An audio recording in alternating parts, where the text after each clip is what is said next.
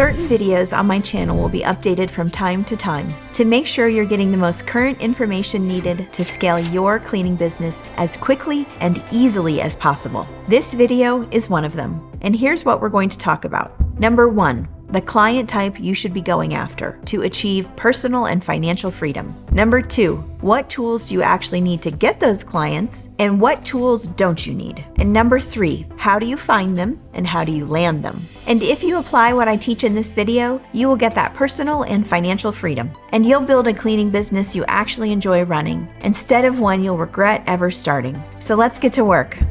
So number 1, what type of client should you be going after?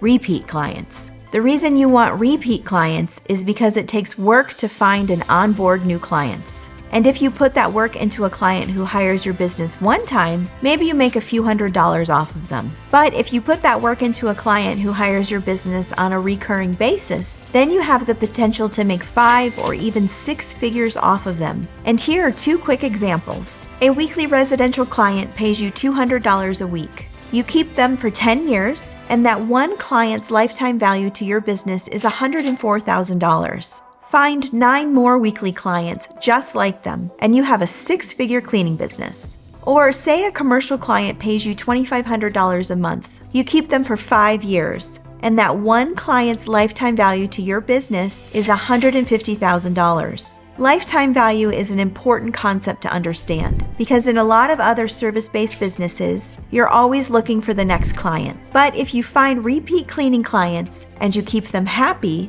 you keep them in your business. This reduces the need to always chase more clients. And this also makes hiring others to do the cleaning so much easier. And depending on your financial goals, you might not need that many clients to get your business where you want it. So go after repeat customers instead of playing the volume game. Your future self will thank you.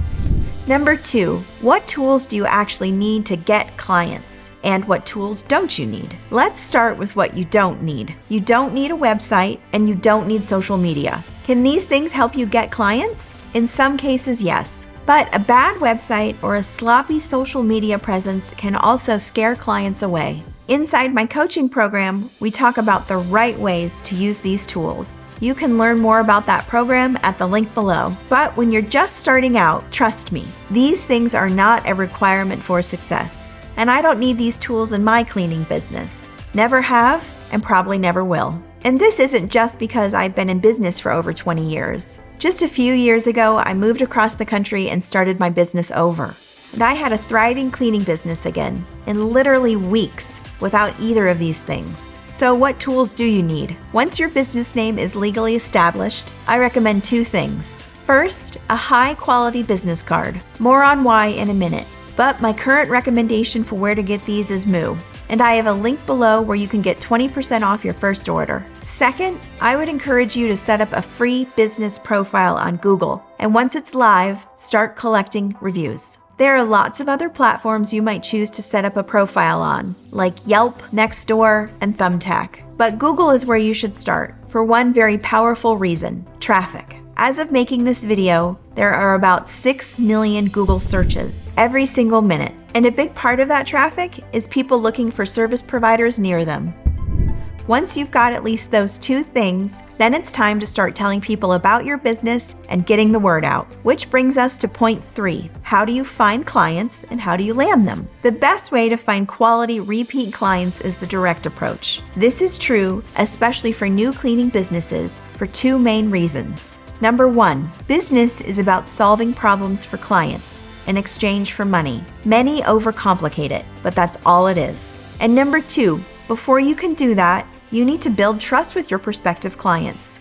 They need to trust and believe that you will deliver on your promises. So what's the fastest way for a cleaning business needing clients to accomplish both of these things? Talk to people, and preferably in person. And this is why the only tools I recommended earlier were those high-quality business cards and that free business listing on Google. This also allows you to do what I teach the students in my program to do, which is to go after the clients you want. In other words, build a profile of your ideal client type and target everyone who fits that profile. We're going to talk about paid advertising in a minute, but with paid ads, you are advertising to the masses. which can bring in some leads you don't want. But the direct method allows you to take a more targeted approach. So when I did luxury residential, I targeted larger and nicer homes, owned by people who wanted and who could afford quality service providers. Now that I do commercial, I go after larger offices and government buildings. Bigger buildings usually equal bigger, long-term contracts. The point is, figure out exactly the type of clients you want for your cleaning business and get in front of those prospects. You will be amazed at how well this works, especially because so many people aren't happy with their current cleaning provider. I'm going to keep this next part short, but here is how I recommend you get in front of each client type. For residential, you can try flyers. Just make sure that they are expertly designed and professional. Otherwise, you'll immediately lose trust. Or many, myself included, have had much success with neatly handwritten notes that compliment the potential client on the exterior of their home. Then write in there that you'd love to give them a free estimate, insert your business card, and leave it at their door. And another huge opportunity is networking with realtors, since they know lots of homeowners. For commercial cleaning, look up businesses in your area. Call and ask for the email address of the person who oversees the maintenance of the office or building, and send that person an email offering your services. If you want to do construction cleaning, same thing. Just look up builders and contractors in your area. Ask them who manages their post-construction cleaning and get an email address. Or even better, in both of those cases, go visit these businesses in person. And for vacation rental cleaning, the quickest method is to look up property managers in your area and see if any of them are looking for new cleaning vendors. The vacation rental business is thriving, and many property managers are in need of more cleaners right now. For all of these methods, I have copy and paste templates inside my program, so you know exactly what to say. This approach requires some hard work, but it's absolutely worth it for the two main reasons I mentioned earlier. Number one, it lets you build the client base you actually want for your business. And number two is the potential lifetime value of each customer. It might not make sense for a plumber to go after each and every client like this, but when your clients are repeat customers and the income potential is 5, 6, or maybe even 7 figures over time, then the effort is 100% worth it. Real quick, let's talk about paid advertising. And the best thing you can do is this. Treat paid advertising as a way to fuel the fire, not as a way to start the fire. In other words, so many new or struggling cleaning business owners view paid ads as a quick fix for their client acquisition struggles. But this is the wrong approach, especially since advertising costs continue to rise, and since platforms have so many advertisers competing for the same traffic. So a common thing that happens is this. You start running some paid ads and you get lots of traffic and maybe even some new clients. This is because the platform wants you to keep spending money with them. But over time, your ads become less and less effective, and you get pushed aside for newer advertisers. This leads to some increasing their paid ads budget, thinking that that's the answer. But that just leads to losing a whole bunch of money. So if you're going to pay for advertising, remember you should only do so to fuel the fire, not to start the fire. And always start small and make sure that the return on investment is there. If you spend $10 a day and it's not working, increasing your budget to $20 a day isn't going to magically change anything. And when you test things, make sure you only test one variable at a time so you know what's working and what's not. And one more quick note on paid ads. Don't assume that old school advertising platforms like newspapers don't work anymore.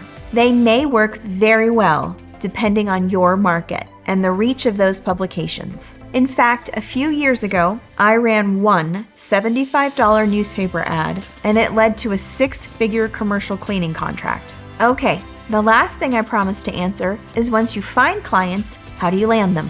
I actually already touched on this, and it's all about building trust and solving problems. Find out what the client's biggest cleaning problems are. Build their trust that you can provide solutions, and then agree to a price that works best for both parties. That's it. So hopefully this video gave you the training and confidence you need to find high-paying repeat cleaning clients. And I promise that if you put forth the effort, you can build the cleaning business of your dreams faster than you thought possible and get the personal and financial freedom you desire. For a complete step-by-step system to cleaning business success, be sure to check out my coaching program linked below. But if you're not quite there yet, then watch this video next. And let's keep building what you want together.